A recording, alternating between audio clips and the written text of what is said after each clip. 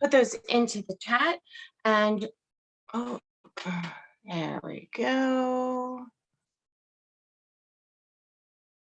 Okay, put those into the chat and we will get to those during the session. We will also have a Q&A at the end if there's anything that you wanted to talk about that is not really Carschooling related. We'll be able to do that too. Oh, okay, excellent. Okay, so hello from Virginia. I will actually be heading down to Virginia, Stephanie, in, let's see, when is that going to be?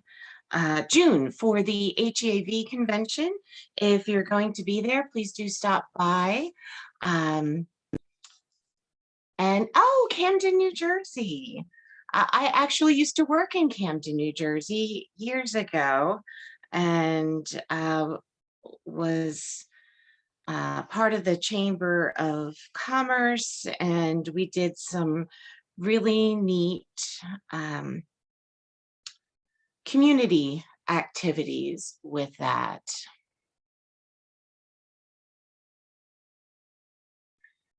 And I believe last week I mentioned that I would be in Round Rock this week. Christy Quintanilla is actually going to be the rep who is in Round Rock instead, and that is because I was injured in this last trip and not quite ready to go through another plane ride with my leg the way it is, but I will be at conventions again very soon, starting with Cincinnati, great homeschool convention in just a few weeks. Okay, so I'm going to go ahead and give an official welcome to today's session of Tuesdays at 2. I'm Antoinette LaGrossa with Schiller Learning. If you are new to Schiller Learning or homeschooling, we are part of the nonprofit Rising Stars Foundation, and our goal is to help students of all abilities and budgets get to the benefit of multi-sensory personalized education. And part of that can indeed be Carschooling. And, you know, whether you are going to be running errands, the grocery store, the doctor, just going across town, or if you live in a pretty remote area and those basic errands have you in the car for, you know, an hour or more, Carschooling is going to be great for you. And then of course, for the longer road trips, if you are taking the family out to a homeschool convention, or you're doing a long distance field trip, these are all going to be excellent activities that you can make the most of that time in the car. Okay.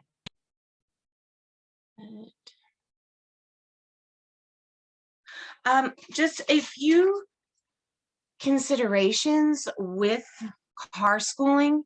You know, and Carschooling is, as I mentioned, great for a lot of different situations. And so one of the things is having a variety of activities for a variety of trip lengths. And then, you know, you can theme these around a unit study maybe that you are working on, seasonal activities, you can include those for keeping it fresh, field trip specific things, we're gonna talk about those. You can also use national days for inspiration to change things up and keep it fresh in the car, if indeed you're doing this on a regular basis as you are covering those errands and things. So you can look at nationaltoday.com or nationalday.com, and there is a national day for pretty much anything and everything. A lot of interesting, quirky things that, can really ignite a child's interest and imagination. Okay. Um, so plan your topics. You're going to get the most out of it, of course, when you do a little bit of planning. It doesn't have to be tremendous. Open-ended activities are going to be, beneficial and take less time for you to plan. There is a road schooling pack. We do have that linked on the, oh, excuse me, I'm about to sneeze. We do have our road schooling pack linked on our blog. It's a family guide to homeschool conventions, shows all of the places where Chiller Learning is going to be exhibiting. Amanda, if you could throw that link into the chat there to make that easy for people to find. But that actually is going to have some ready-made car games and printables right in there for you. Okay, and then as in all other areas of life and homeschooling, you want to be sure to resist the temptation to overschedule. Whatever you use, you don't want anything heavy in their laps either while driving. You want to be sure that everything is going to be stored and secured while you're driving to prevent it from becoming a projectile in case of a hard stop. And so we are going to look at some organization there. But there we go. Just one more note on safety is that, and this kind of goes without saying, but of course you want to be sure to select activities that can be done while your child is indeed safely buckled up.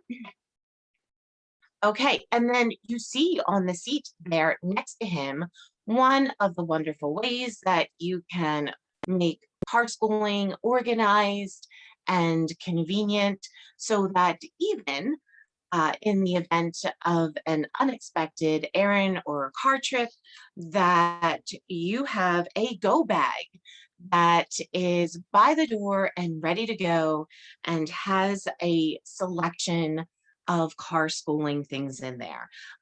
So, the classic things that we think of, puzzle books, word searches, crosswords, Sudoku, also something like magic painting, where you're able to use just water for painting. That makes a great art car activity and can be kept in that go bag. Color Form. Color Forms has activity books as well.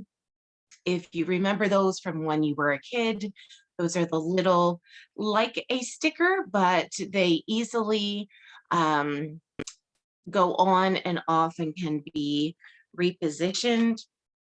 We actually also have a Color Form anatomy game, and that's something that could also be used in the car. How to draw books are really nice for use in the car. Again, more of an open-ended thing where your child is able to just, scan through those and decide what they are led to work on that particular trip. So activity books, sticker books, our favorite sticker books are those DK sticker books. And then depending on how much time you're spending in the car, you could change these up weekly or monthly.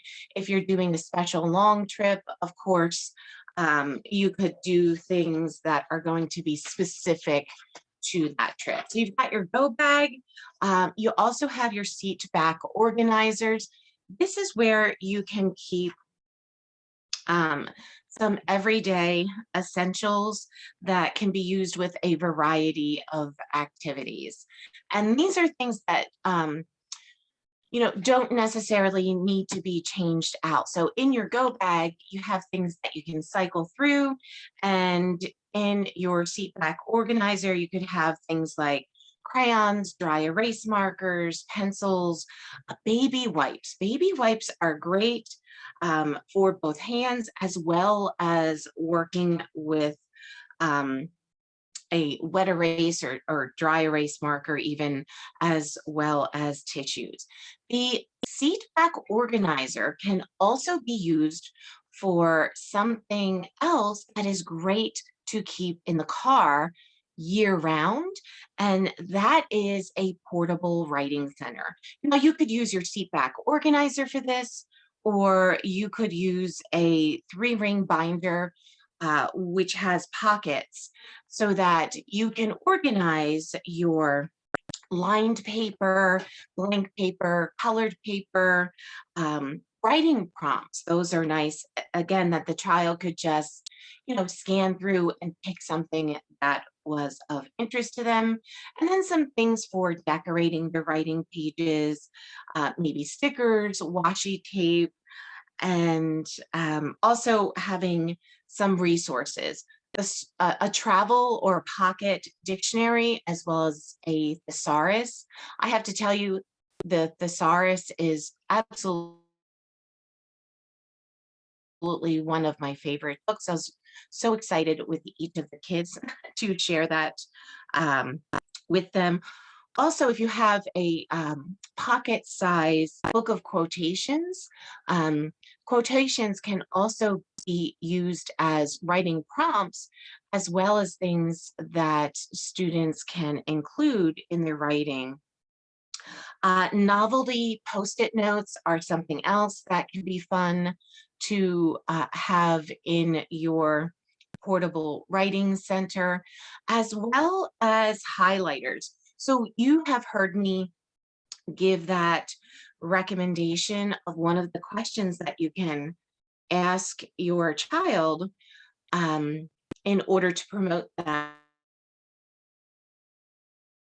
growth mindset and get them to become critics of their own work, because of course they're going to be their own best critic that they learn from, and we want them to become analytical in looking at the work that they are doing.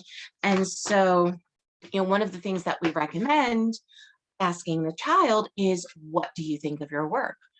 And one of the things that you can include in your writing center is a highlighter, and have your child, once they do a piece of writing, have them highlight things that they are particularly proud of in that piece of writing. So maybe they're spelling a word correctly that had been a particular challenge to them in the past, or they've used a really great descriptive phrase on a character, or they've used a really strong word choice, new vocabulary, and get them to highlight those things. And then when you ask the child, what do you think of your work? It makes it really easy for them to pull out things that they're proud of as they're writing subsequent pieces. And they look back at that past writing, they can use their own highlights as inspiration for future writing. That those backseat car seat organizers can be used in a number of ways. And then that also can help for those kids who aren't particularly fond of writing to have it be an on-the-go activity, and all of those things right at their fingertips, and some fun creative things to go along with it can make that writing process a little more fun, as well as being able to journal about the places you're going and the things that you are doing. Okay, so if you are going on a longer trip, Be sure to pack supplies for a break along the way. Kids' bodies need to move, but so do adults. And a little burst of movement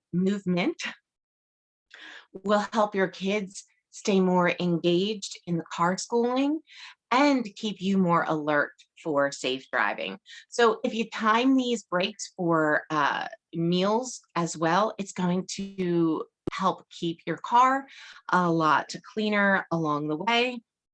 And almost every town has a public park, so you can use those for stopping. If you're on a highway, many rest areas include some picnic tables and a place to, safely roam.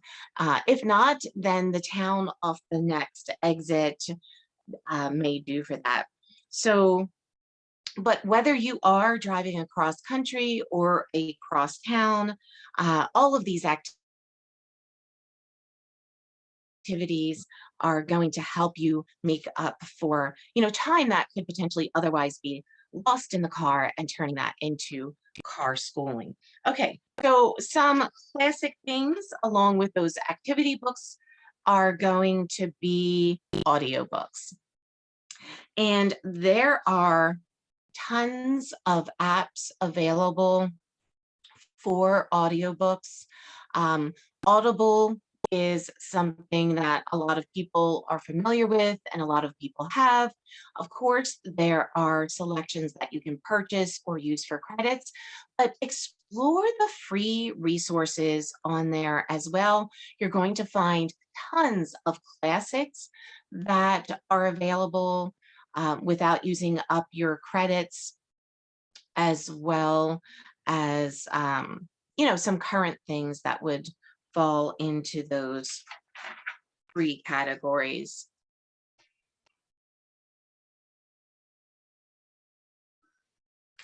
And by the way, if you simply go to the App Store and search for library apps for free books, it's going to give you a great selection of those. Okay, a few in particular, though, that you may like to check out if you're not yet familiar with those. One being the Borrow Box, and that's an app that's going to make it easy to browse, borrow, and listen to your library's audiobooks, so that not only do you have those paid subscriptions that are available to you through which you can access free books, but with these specific library apps, you're going to be able to easily access all of your free public library content, which you are going to find thousands of resources available to you through your public library. And remember, you don't have to be limited to your local public library. You can join, a lot of larger library systems in order to have access to additional resources. Hoopla is the leading all-in-one digital library app. That actually has more than 1 million titles available through it. You can also get movies through the library apps. Google Play Books, that has some paid content, but you're going to be able to choose tons of free things through there without having to have a paid subscription also. And then Libby is another library-based app that's going to be a good one. So you've got 3 to check out for your library, and then Google Play as another way of getting free books without having to access them through that paid subscription. Okay, some of our personal favorites that we like to listen to, the Ramona Quimby collection. Those were my favorites as a child. I've really enjoyed sharing those with my kids. Same with the Chronicles of Narnia. And these are books that we read in print as well as listening to in audio format. Just because you listen to something in audio format does not mean that you can't read the printed book as well. The Green Ember, this is something that came out not that many years ago, but it was something that was new that we did with the younger two children. And there's a whole series of those books. They are very adventure packed. And so if you enjoy something like the Chronicles of Narnia, do check out S.B. Smith and that series. Okay, so podcasts, that's going to be another free resource that can keep kids engaged and teach them a lot in the car. If you were a highlights kid like me, I absolutely loved the Highlights magazine, and we've gotten it for the kids as well. Through Audible, you can access, they've got Ask Arizona, and that's going to be an advice podcast. Another that I thought was really neat, also another highlights podcast, is the Mystery Theater. And that's where they are going to listen along and help solve the case as they go. So that can be something really interesting in the car. And then if you were a highlights kid, you probably remember Goofus and Gallant. There is a Goofus and Gallant podcast. One of the other things that we talk about a lot in all of our sessions here at Tuesdays at 2, as well as workshops at conventions, is the importance of cultivating a growth mindset in your child. And, the Montessori method, the techniques absolutely help do that. Another way to help cultivate that growth mindset in children is to introduce them to podcasts that promote persistence, the love of learning, and other key growth mindset ideas. The Big Life Journal, which is a growth mindset company for kids, they have a Big Life Journal, but they also have a Big Life Kids podcast that helps kids to develop a growth mindset. Uh, on the Big Life Journal website, you can also find they link to tons of other growth mindset podcasts for both parents as well as kids. So I do recommend checking out those additional resources. Now, the Library of Congress has lots of free digital resources. A lot of these are going to be really unusual things that your child may not encounter. Otherwise, I do recommend exploring those. We use the Library of Congress, the kids' resources also for our family read alouds and getting some historic literature, and we just pull that up on multiple devices and we take turns reading. So Library of Congress is a wonderful homeschool resource, as is the Federal Reserve. Financial literacy is really important. We've used the Federal Reserve free education resources for years and have been very happy with them. They have online videos and games. Many of the Federal Reserve banks also have webinars that they offer for students, and you can actually download replays of those and take them on the road if you're not going to have internet access in the car. There's also a wide variety of free workbook resources that you can order through them. And keep in mind that there are different Federal Reserve banks all over the country, and each of those actually offers different resources. So be sure to check all of those out. that they make a wonderful addition to your car schooling. And just a reminder that sure, it's sometimes fine for everyone to be listening to their own thing individually with headsets, but the car is also great for that group activity, the group listening, the group watching, and of course, great conversation. Um, the car can really lend itself well to having deep conversations you may not be able to have otherwise when your kids are, on the go and occupied with things around the house and different activities. So, don't have them all with their headsets or earplugs plugged in separately. Make sure there's a lot of group and open conversation time as well. Okay, the car sing along, being able to belt out as loud as you can along with some music in the car is a lot of fun. And that is true for educational songs as well. Chiller Learning does have both math and language arts songs.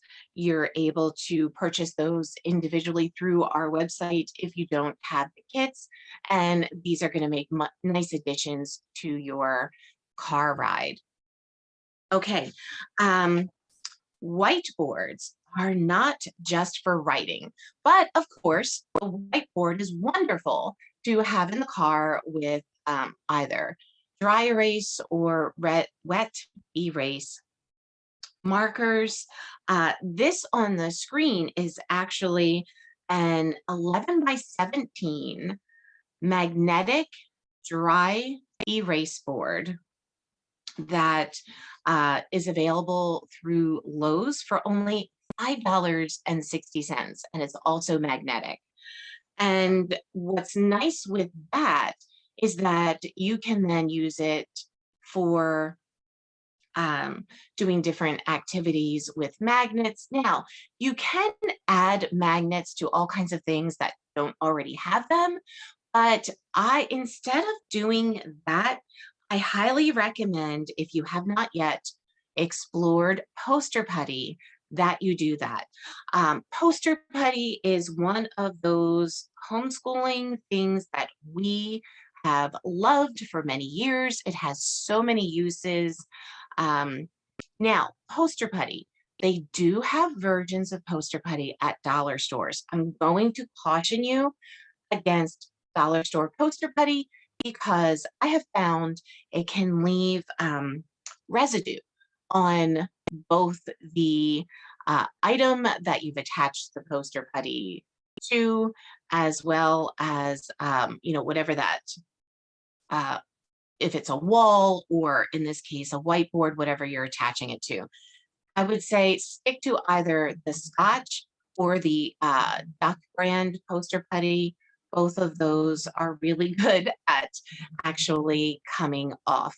Would not give it to a toddler simply because it could end up in your car seat or potentially the mouth. But with poster putty, that means anything is going to be able to easily stick to your whiteboard and then easily have that poster putty removed so that it can go back to its original use. For example, nomenclature cards, they can actually go through the activities with matching the picture to the label card and using the poster putty. It's going to stay there, even if we're turning a corner or stopping and, things would ordinarily slide. Poster putty is going to keep it exactly where your child wants that. So you can pair that with nomenclature cards. One of the other things they can do with those, of course, is using that, the picture, the whole card, for practicing their alphabetizing skills. That's what we have done there up on the screen. These, by the way, are nomenclature cards that are included in that road schooling pack that Amanda had linked to. You can also pair your poster putty with the Schiller Learning wooden shapes out of Math Kit 1, and then they can, onto their whiteboard, create new patterns using them as tanagrams to create new pictures. And then, afterwards, easily removing that, and now they're back to their original purpose. So in addition to, writing things, which the next activity, they can keep that whiteboard and marker handy for road sign math. Okay, so as you're driving, you're going to be seeing a variety of different road signs, either for the route that you're on or for speed limit, so many miles to the next exit, or maybe to food or something. And as you drive, you can note the numbers on the road signs and turn them into math problems. Of course, math problems that would be appropriate for the math level of your child. So for a really young child, maybe it's simply recognizing the numbers that are on the road signs and then trying to, draw those numbers on the whiteboard. If your child is, doing operations, adding, subtracting, multiplying, or dividing, beginner level could be, okay, we're going to add the numbers from 2 road signs or multiply those, or you get the idea. So beginner level, working with 2 of those, you could work up to multiples of those road signs, so that now maybe they're adding 3 or 4 of those numbers together. And it's just going to keep them aware of their surroundings and being observant as they're also practicing some math skills that they are learning. So great math extensions available to you in the car. Another of those is to license plate rounding, and you can use the license plates to practice either rounding up or rounding down. And that is another thing that they could write onto that whiteboard as they are thinking about it, just in case that license plate were to quickly disappear out of their view. It's also, working with those license plates, going to help your child become aware of the states and geography. Another thing we have in the road schooling activity pack for you is a printable that you can use for license plate state matching, so that there's a map with the state abbreviations. There's also a map without the state abbreviations. So for the young child just learning geography, yes, go ahead and use the state abbreviations. And then when they find a license plate that matches that state, they can color it in. For the older child who has already learned geography, this is a great way of testing that. So there's also that blank map, so that when they spot the license plate for a state, they can go ahead, fill in the name of that, and then you can check that afterwards to see if it is correct, or have that the labeled map there so that the child is able to self-check. Of course, self-checking materials are always wonderful to have. Okay, so road signs, license plates, they're also going to make sure of keeping the activities fresh, because it's going to be different every trip and everywhere that you are going. One of the other things that you can use would be circle time posters. You can use those as inspiration for an I Spy scavenger hunt. So maybe if your child is just learning colors, you can bring a circle time poster for orange, pop that in that seat back car organizer where it is visible, and then we are playing spotting everything that is orange in our journey. Or if it's a number that they're working on, same thing. Finding instances of that number or a particular shape in the surroundings. So you can use those as launching points for your scavenger hunt. We do also in that printable pack have a bingo game that they can use in their travels.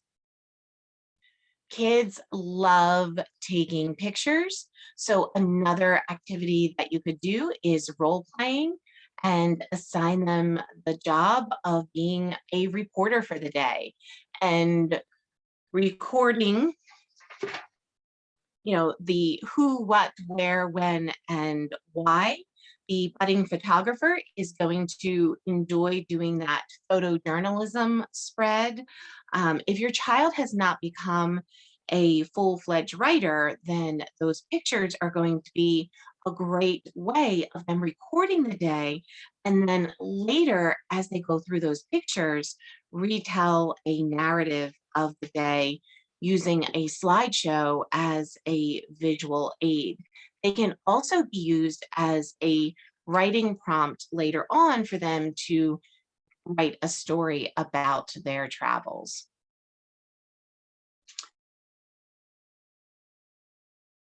And this is, good for any, even a trip to your local grocery store, but especially when you're going on those field trips, special events, or vacations. Okay, also field trip extension activities. Having learning materials themed to whatever it is that you are doing. One of those things that you can have are educational films and documentaries, or activity books that are themed to that place that you are visiting. A great resource for activity books are the junior ranger programs through the national parks. There are also a lot of national parks and other sites have audio tours that you are able to purchase. There's a company called Self Tour that if you are going to either historic Philadelphia or Washington, D.C., these are some neat self-guided audio tours that take you through a lot of educational sites in both of those places.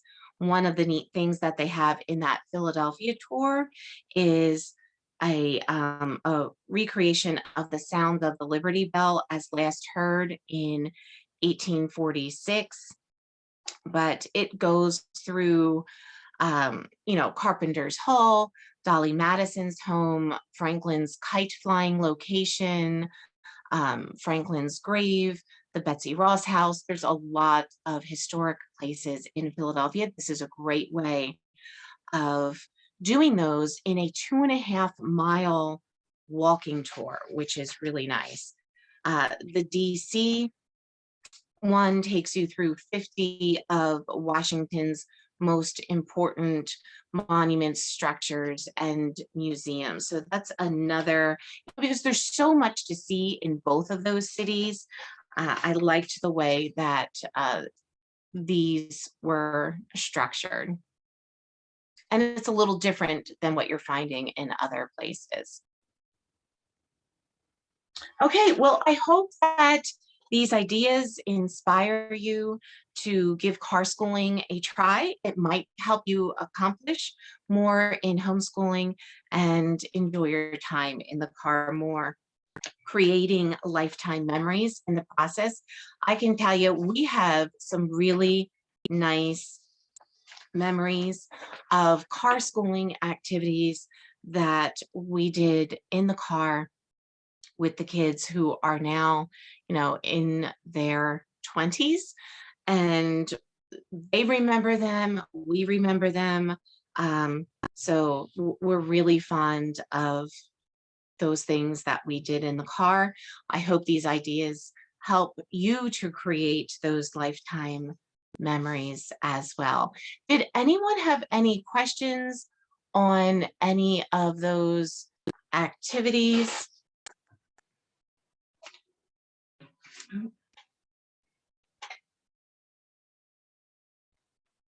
Okay, so we are going to be back. It looks like we did. Let me just double check here.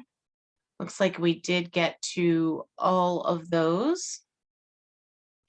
If you are going to the Teach Them Diligently conference in Round Rock, Texas, do stop by the booth. Christy Quintanilla will be there. She is absolutely awesome. I have greatly enjoyed working with her in the past.